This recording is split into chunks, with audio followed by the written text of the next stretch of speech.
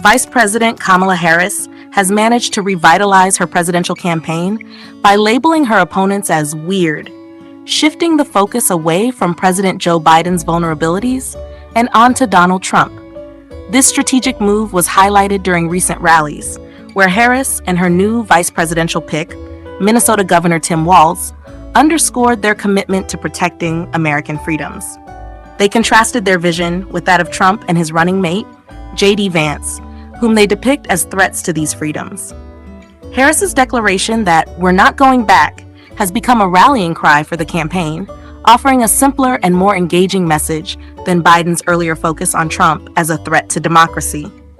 The tone of Harris's press releases has notably shifted from serious to more lighthearted. A recent spokesperson's quip about Trump's speech, sounding like someone you wouldn't want to sit next to at a restaurant, reflects this change. Campaign strategists believe this shift in tone resonates with Democrat-leaning voters by framing Harris as a relatable and common-sense choice rather than merely a civic duty. However, it remains to be seen whether this newfound support will persist until the November election. California Lieutenant Governor Eleni Kounalakis praises the new rhetoric for showcasing Harris's great sense of humor and her ability to communicate effectively. She notes that Harris's joyfulness helps cut through the negativity associated with Trump and Vance.